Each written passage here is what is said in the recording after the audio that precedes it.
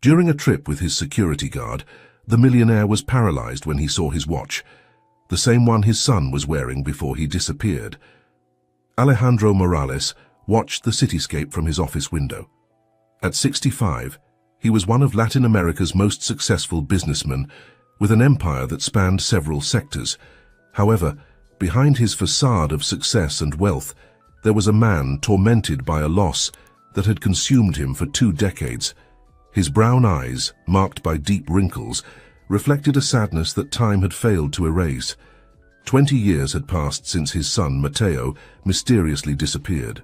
The boy was only 8 years old when he vanished without a trace, leaving a void that no amount of business success could fill.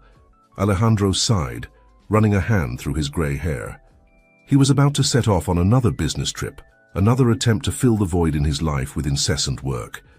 He picked up his Italian leather briefcase and left the office, heading for the elevator.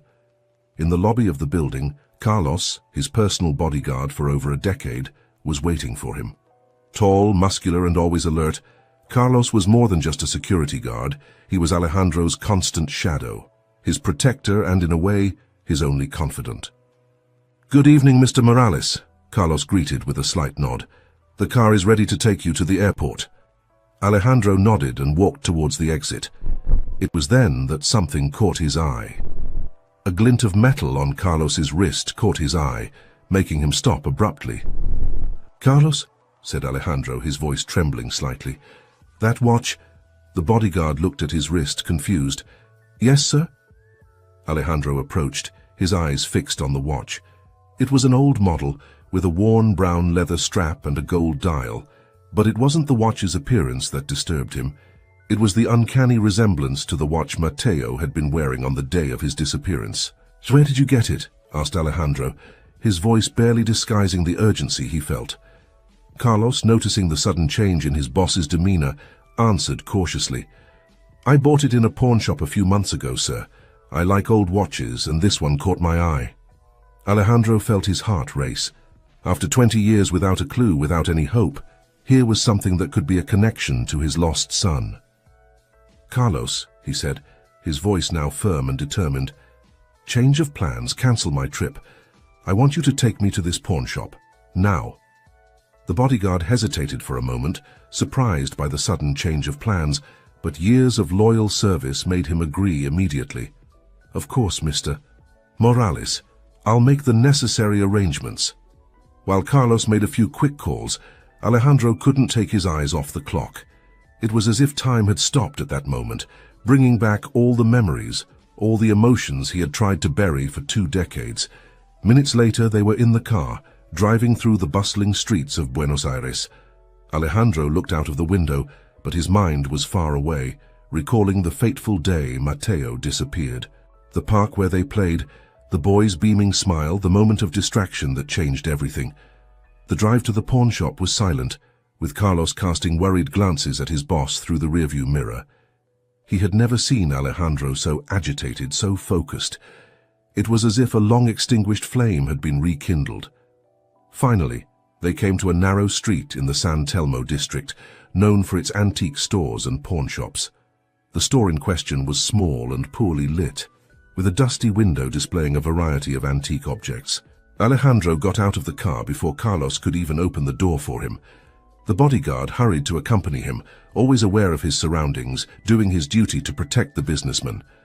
The doorbell jingled as they entered. Inside the store was a maze of shelves crammed with various objects: old watches, jewelry, dusty books, and trinkets from all eras. An elderly man with thick glasses and unkempt white hair looked up from a ledger. "Can I help you, gentlemen?" Alejandro approached the counter, his intense gaze fixed on the old shopkeeper. "This man," he said, pointing at Carlos, "bought a watch here a few months ago. I need to know where it came from." The old man frowned, clearly uncomfortable with the direct approach. "Sir, we have a lot of customers and—" Alejandro interrupted, placing a considerable amount of money on the counter. "Please, it's very important. This watch could be the key to finding my missing son." The shopkeeper looked at the money, then at Alejandro's desperate face, and finally at Carlos, who nodded silently. Sighing, the old man picked up a large ledger and began to leaf through it. "Ah, yes," he muttered after a few minutes. "Here it is." The watch was sold by a man called Miguel Sanchez. He said he found it in an abandoned house on the outskirts of town. Alejandro felt a shiver run down his spine. An abandoned house. Could his son have been there? Could he still be alive? "I need the address of that house," he said, his voice shaking with emotion. The shopkeeper hesitated again, but Alejandro's determined gaze and Carlos's intimidating presence convinced him. Scribbling an address on a piece of paper, he handed it to Alejandro. "Thank you," said the businessman, guarding the paper as if it were a treasure. "You have no idea what this means to me." As they left the store, Alejandro turned to Carlos, his eyes shining with a mixture of hope and fear. "We need to go to this house, Carlos. Now." The bodyguard nodded, his expression serious. "Sir, as your security officer, I must warn you that it could be dangerous. Let me make an assessment first, or call for reinforcements." But Alejandro was already heading for the car. "There's no time, Carlos. Every minute counts.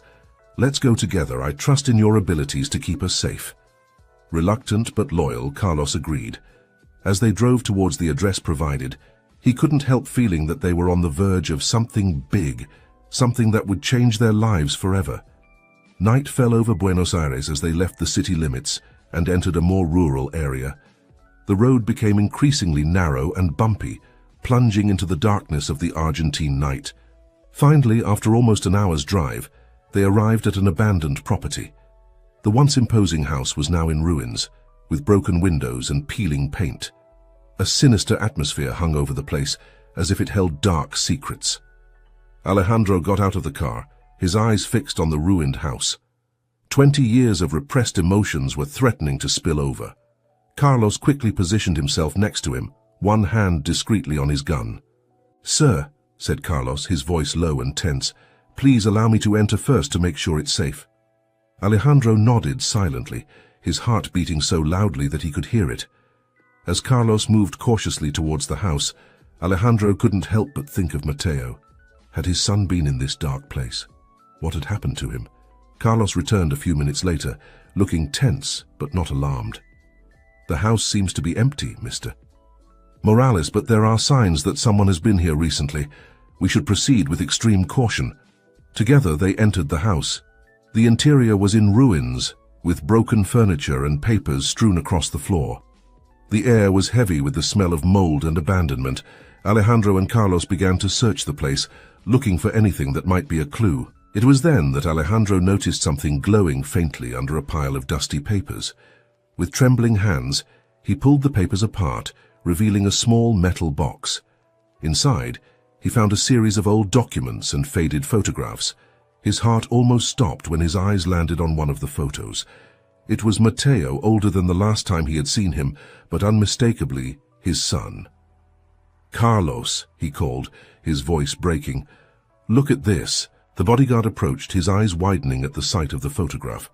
"Mr. Morales, this is—" "Yes," Alejandro replied, tears starting to form in his eyes. "It's Mateo. He was here, Carlos. My son was here." As they examined the other documents, a terrible reality began to dawn on them. The papers revealed details of a child trafficking network, with names, dates, and places. Among the documents, they found a letter mentioning Mateo's name and a woman called Elena. The letter talked about transferring the boy to an orphanage in Italy. Alejandro felt as if the world was spinning around him. His son, his precious Mateo, had been the victim of a criminal network. But he was alive. Somewhere in Italy, his son was alive. "Carlos," said Alejandro, his voice now firm and determined, "we need to go to Italy. Let's find that orphanage and find out what happened to Mateo." The bodyguard nodded, his expression serious. "I'll be by your side every step of the way, Mr. Morales." As they left the abandoned house, taking with them the documents they had found, Alejandro felt something he hadn't felt for a long time. Hope.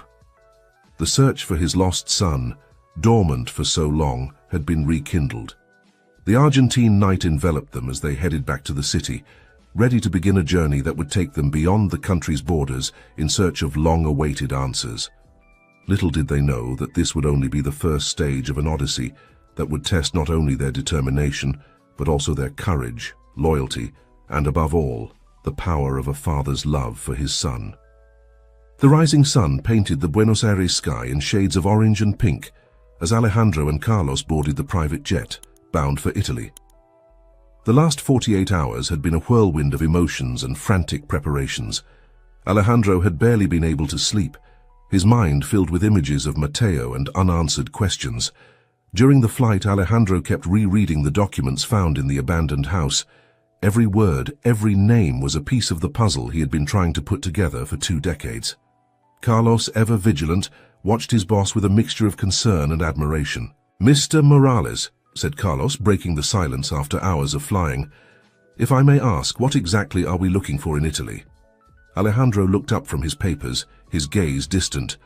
"Answers, Carlos. And God willing, my son." Arriving in Rome, they checked into a discreet hotel away from prying eyes. Alejandro immediately started making calls, using his contacts and resources to track down the orphanage mentioned in the documents. After 2 days of intense searching, they finally got a concrete lead. The orphanage, located on the outskirts of Florence, was still in operation. Without wasting any time, they set off. The Santa Maria della Speranza Institute was an imposing 19th-century building surrounded by manicured gardens. Despite its welcoming appearance, Alejandro felt a chill run down his spine as he approached. What would they discover there?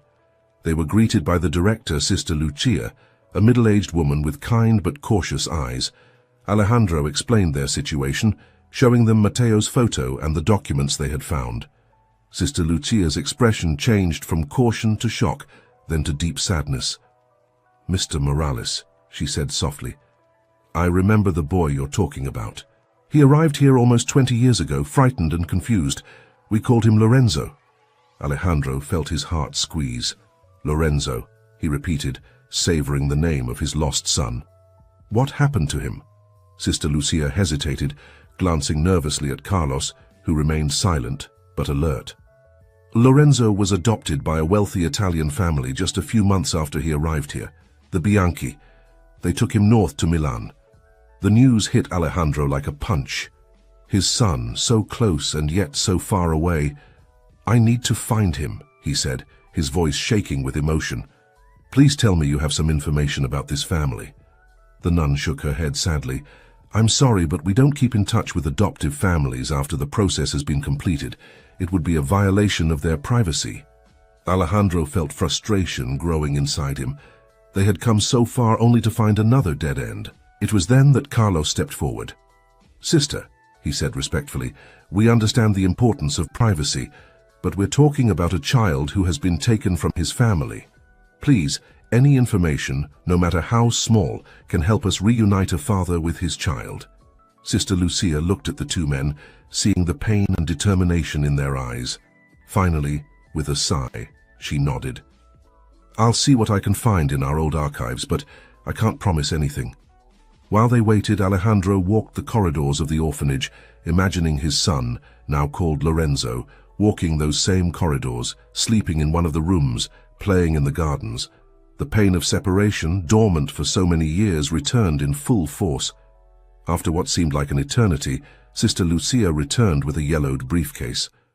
"This is all I have," she said, handing the folder to Alejandro. "The Bianchi's last known address in Milan and some photos of Lorenzo during his time here." With trembling hands, Alejandro opened the folder.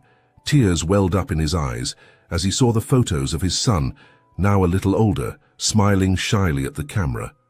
Carlos placed a comforting hand on his boss's shoulder. "Thank you," Alejandro whispered to the nun.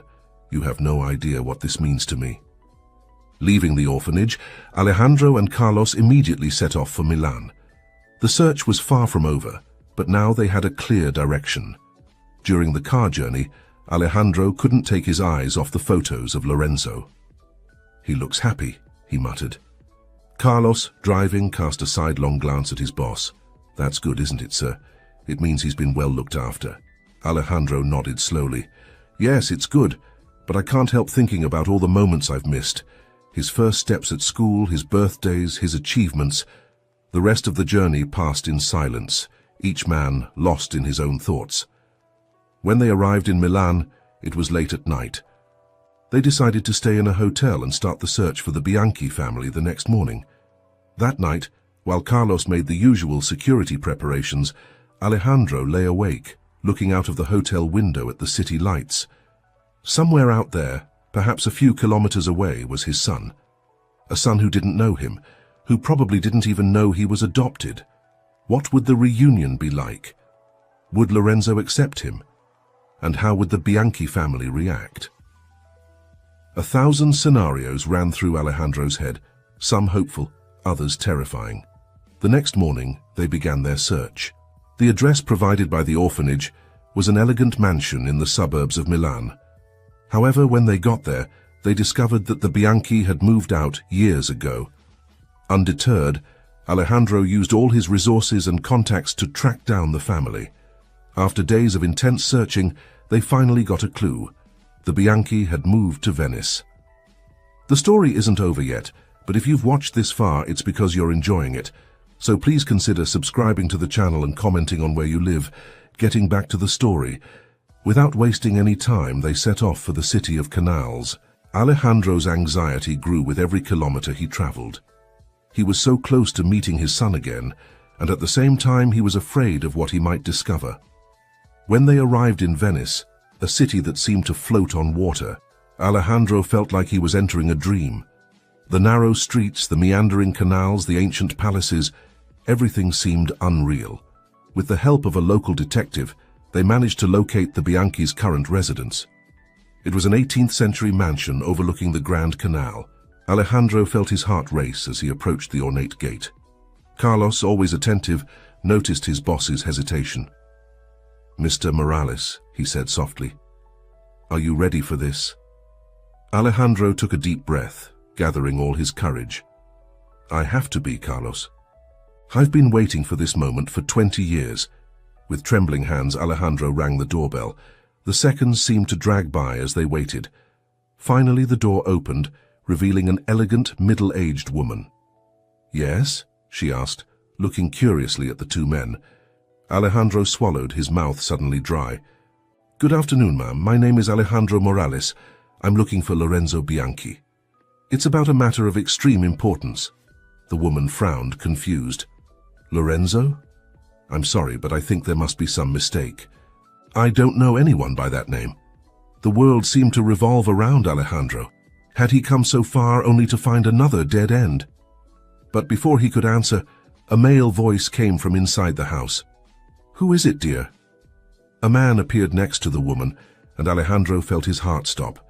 There in front of him was the living image of Matteo, now a man of almost 30, but with the same eyes, the same smile that Alejandro had seen in his dreams for 2 decades. The young man looked at Alejandro, an expression of confusion on his face. "Can I help you, sir?" Alejandro opened his mouth, but no sound came out. How to explain, how to tell this young man that his whole life was about to change? It was Carlos who broke the tense silence. "Sir," he said gently to the young man, "I believe we have a long story to tell. Could we come in?" The couple exchanged apprehensive glances, but something in Alejandro's expression, a mixture of hope, fear, and love, made them agree. As they entered the house, Alejandro knew he was about to embark on the most important conversation of his life. The past, present, and future were about to collide, and nothing would be the same after that. The Bianchi's living room was elegant, with antique furniture and Renaissance paintings adorning the walls. Alejandro, Carlos, the young man who was the image of Matteo, and the Bianchi couple sat down, a tense silence hanging in the air. "So," began the older man, who introduced himself as Giorgio Bianchi, "what's this all about?" Alejandro took a deep breath, his eyes never leaving the young man's face. "My name is Alejandro Morales. 20 years ago, my son Matteo was kidnapped in Buenos Aires, and I know you're him." The shock was visible on everyone's face. The young man, who until then had been called Lorenzo, visibly paled. "What? That can't be true," he stammered, looking at the Bianchi for answers. Chiara Bianchi, the woman who had welcomed them, put her hand to her mouth, tears forming in her eyes. "Giorgio, what's going on?" Giorgio Bianchi seemed to have aged 10 years in a few seconds. "Lorenzo, or Matteo, we didn't know. When we adopted you, we were told you were an orphan." Alejandro quickly intervened, his voice laced with emotion. "Please don't think I'm here to accuse you of anything. You took care of my son when I couldn't. I just wanted to find him." Lorenzo Matteo stood up abruptly, his hands shaking. "I need some air," he said, quickly leaving the room. Chiara tried to follow him, but Giorgio stopped her. "Give him a moment, darling. This is a shock for all of us." Alejandro felt his heart break again. He had imagined this moment for so long, but the reality was far more complicated and painful than any scenario he could have anticipated. Carlos, who had remained silent until then, spoke softly. "Mr. and Mrs. Bianchi, we understand that this is an extremely delicate situation. Mr. Morales has no intention of disrupting the life you have built. He just wants the chance to meet your son." Giorgio nodded slowly. "I understand, but Lorenzo, or Matteo, is our son too. We raised him, we love him. That can't simply be erased." "I know," said Alejandro, tears streaming down his face. "And I'm eternally grateful to you for taking care of him. I just ask for the chance to be part of his life too." Just then, Lorenzo Matteo came back into the room, his face a mask of conflicting emotions. "I heard everything," he said, "and I don't know what to think. My whole life, and was it a lie?" Chiara stood up and hugged her son. "No, darling, our love for you has never been a lie." Alejandro approached cautiously. "Matteo, or Lorenzo if you prefer. I know this comes as a shock. I don't expect you to immediately accept me as your father.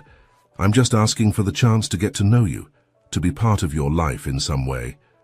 Lorenzo Matteo looked at Alejandro, really seeing him for the first time. I need time to process all this. But maybe we can talk, little by little." Alejandro nodded, a shaky smile on his lips. "That's all I ask." In the weeks that followed, Alejandro remained in Venice, having careful and emotional conversations with Lorenzo, Matteo, and the Bianchi. Slowly, the pieces of the puzzle began to fall into place. They discovered that Matteo's kidnapping had been orchestrated by an international child trafficking network. The Bianchi, who were unable to have children of their own, had adopted the boy in good faith, believing that he really was an orphan. With the help of Carlos and private investigators, they began to unravel the web of lies and crimes that had separated Matteo from his biological family. Each revelation brought a mixture of relief and pain as the truth came to light. Lorenzo, Matteo, initially reluctant, began to open up to Alejandro. They shared stories, photos, and memories. The young man discovered a part of himself that he didn't know existed, a heritage and a history that went beyond the Bianchi. A month after their initial reunion, Lorenzo Matteo made a decision. He brought Alejandro and the Bianchi together in the living room. "I've thought a lot about all this," he began, his voice steady despite the obvious emotion, "and I've come to the conclusion that I'm incredibly lucky. Many people spend their whole lives looking for love and family, and I have two fathers and two mothers who love me." Silent tears streamed down the faces of everyone in the room. "I don't want to choose between you," he continued.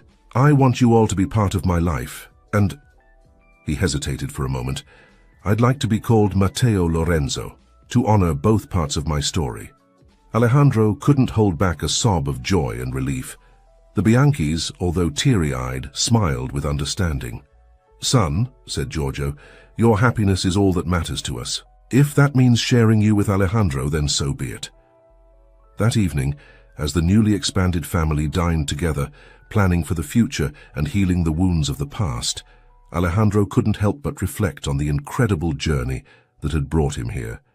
He looked at Carlos, his faithful bodyguard and friend, who was watching the scene with a discreet smile. "Thank you," Alejandro murmured to Carlos. "I couldn't have done it without you." Carlos nodded respectfully.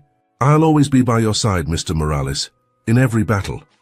As the night wore on and the laughter echoed through the house, Alejandro felt, for the first time in 20 years, that he was complete.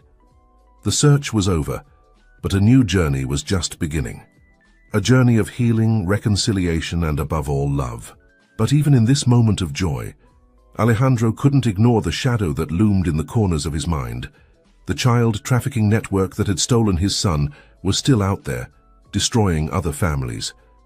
And he knew, looking at his newly found son and his loyal bodyguard, that his next mission had only just begun. The fight for justice and the protection of other innocent children would be his new crusade. And with his reunited and expanded family by his side, Alejandro felt ready to face any challenge the future might bring.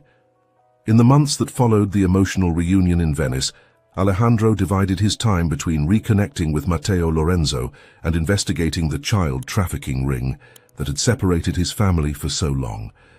With the tireless help of Carlos and a team of private investigators, they began to unearth a complex web of crimes that stretched across several countries. One day, while Alejandro was going over some documents in his temporary office in Venice, Carlos walked in with a serious expression.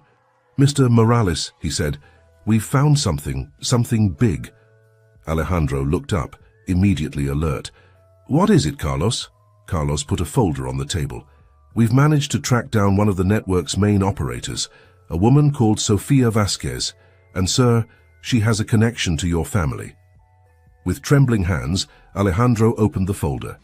His face paled when he saw the photo of a woman he knew very well. "It can't be Sofia, my ex-wife." Carlos nodded somberly.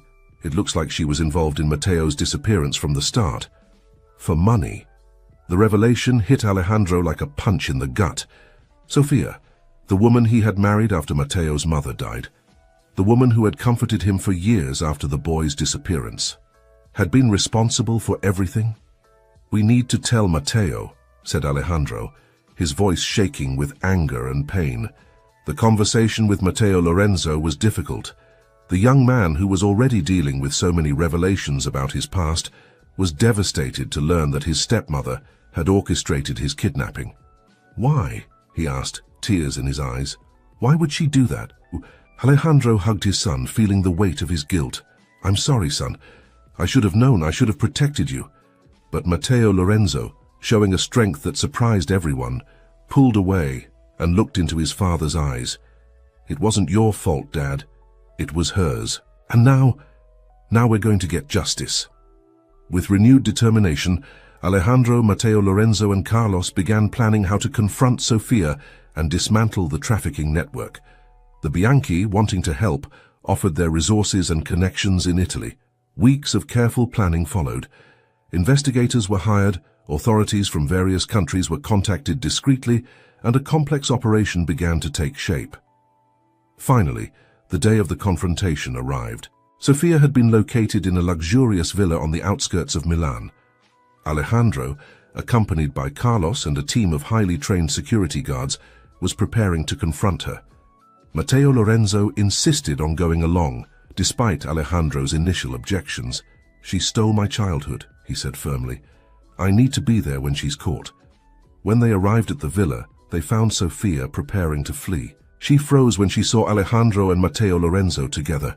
"It's over, Sofia," said Alejandro, his voice as cold as ice. "We know everything." Sofia tried to deny it, but faced with the evidence presented by Carlos, she collapsed. Between tears and recriminations, she confessed her involvement in Matteo's kidnapping and in dozens of other cases. As the authorities led Sofia away, Matteo Lorenzo turned to Alejandro, his eyes shining with a mixture of sadness and determination. "This can't happen to anyone else, Dad. Have to do something." Alejandro nodded. "You're right, Matteo, and we will." In the days that followed, as the investigation into the trafficking network deepened, Alejandro made a decision that would change the course of his life. With the support of Matteo Lorenzo, the Bianchis and Carlos, he decided to use his wealth and influence to create a foundation dedicated to combating child trafficking and reuniting separated families.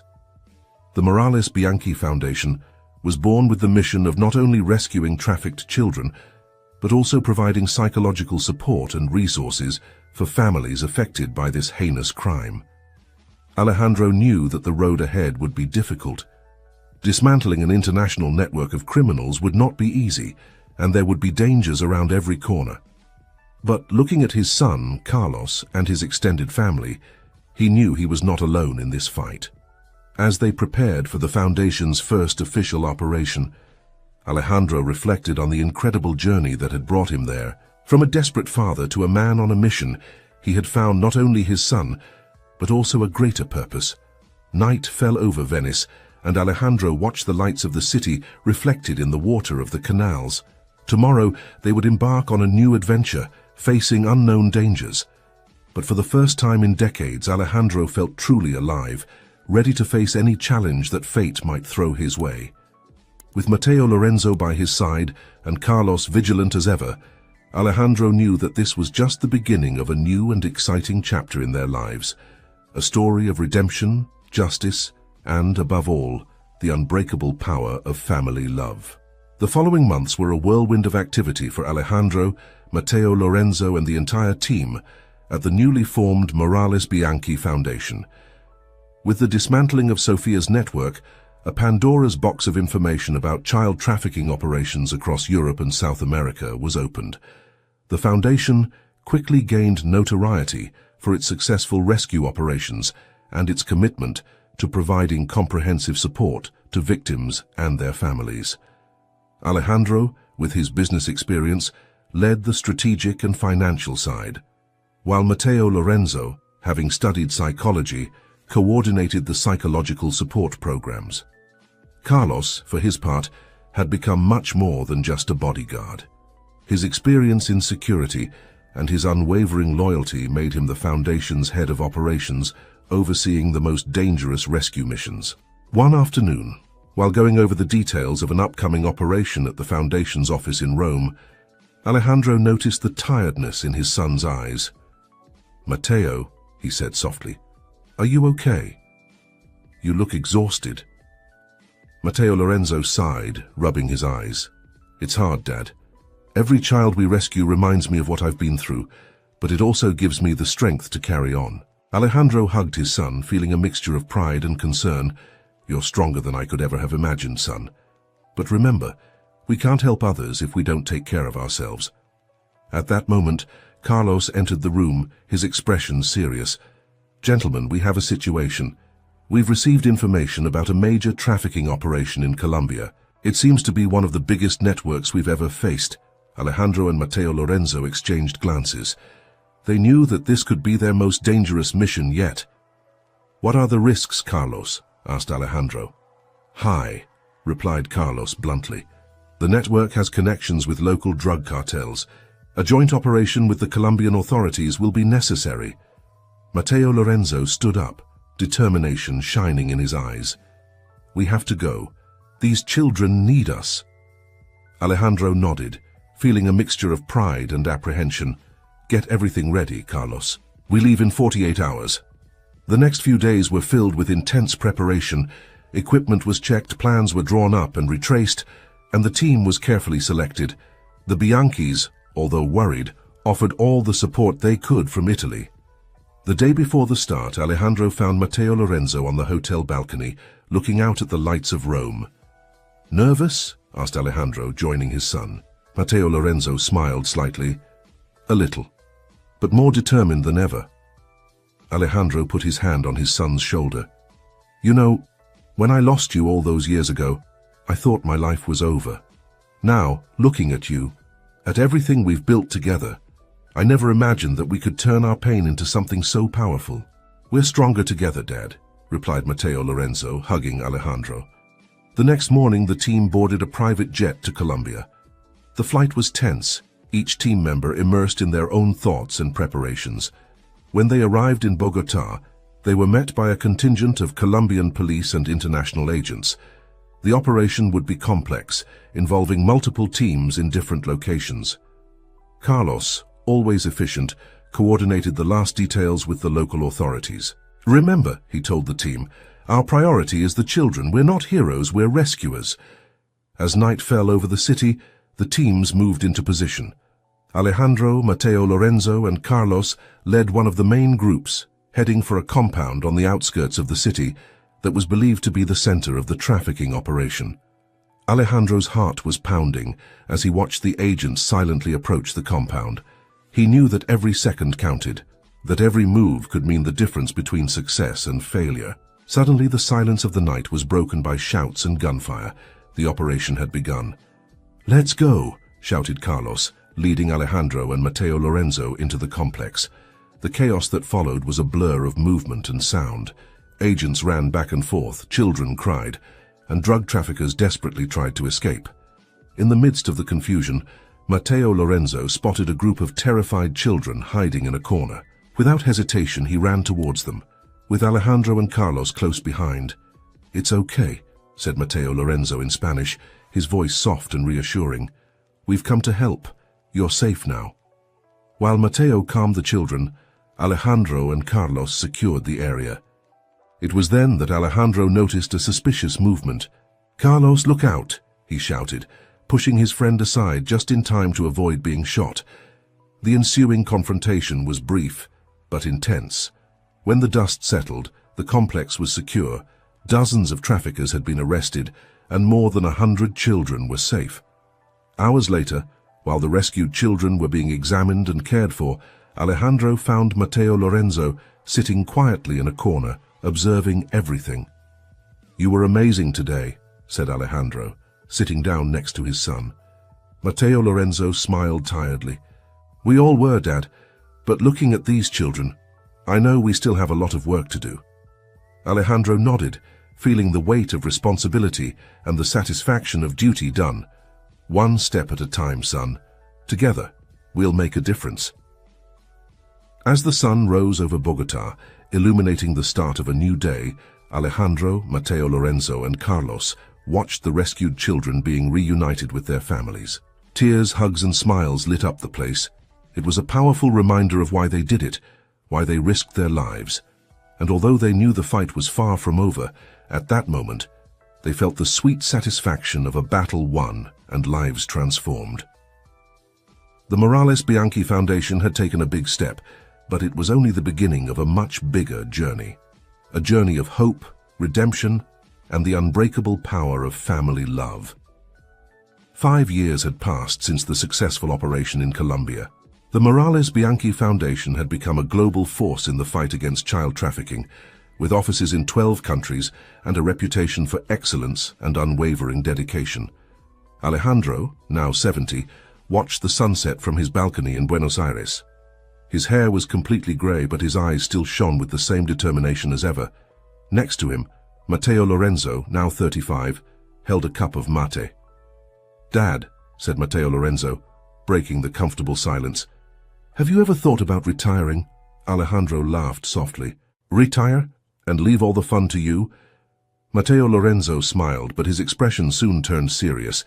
"It's just that, after everything we've been through, everything we've achieved, you deserve a rest." Alejandro put his hand on his son's shoulder. "My rest, Matteo, is seeing the good we're doing. Seeing families reunited, children saved. I can't imagine a better life than this." At that moment, Carlos, now with grey hair at his temples, but still as imposing as ever, entered the balcony. "Gentlemen," he said, "we have an important call. It's from the UN." The 3 men went to Alejandro's office, where a video conference was set up. On the screen appeared the face of a middle-aged woman with a warm smile. "Mr. Morales, Mr. Lorenzo," she greeted. "I'm Elena Rodriguez from the UN Human Rights Division. We're getting in touch because we want to propose a global partnership with the Morales Bianchi Foundation." Alejandro and Matteo Lorenzo exchanged surprised glances. Elena continued, "Your work in recent years has been extraordinary. We believe that, with the UN's resources and your expertise, we can create a worldwide program to combat child trafficking." The proposal was ambitious, a global initiative that would combine the efforts of the Morales Bianchi Foundation with the resources and diplomatic influence of the UN. It would be the largest effort ever made to combat child trafficking on a global scale.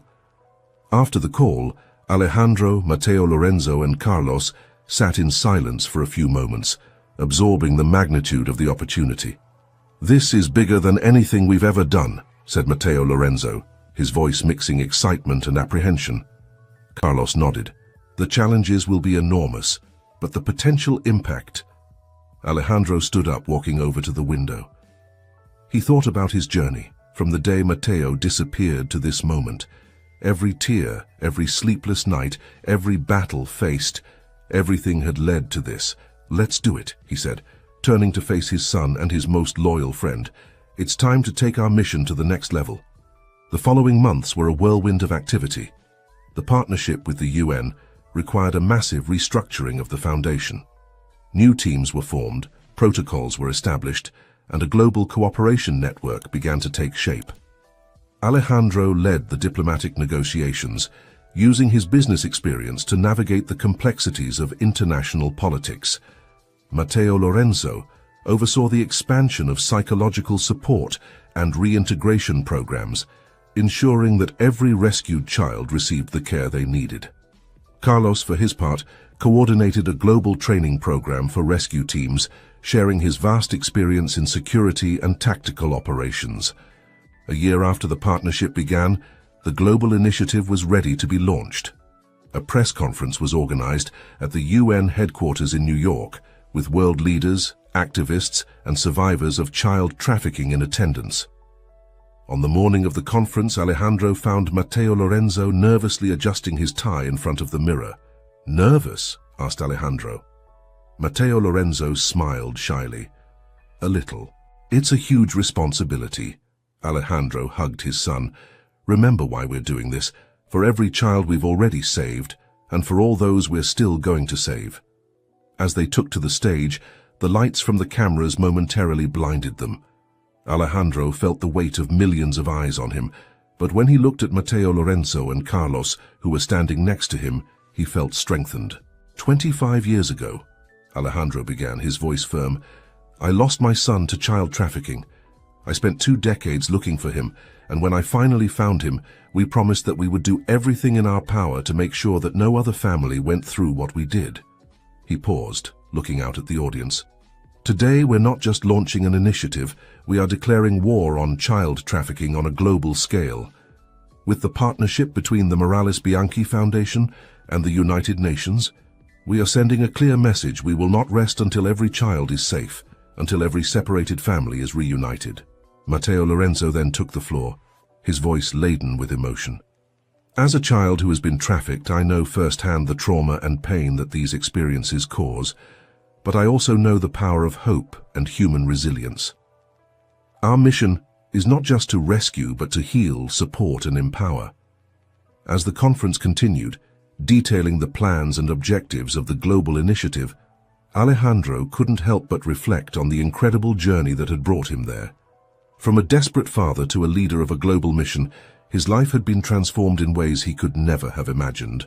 At the end of the conference, as the applause echoed through the hall, Alejandro, Matteo Lorenzo, and Carlos came together in an emotional embrace.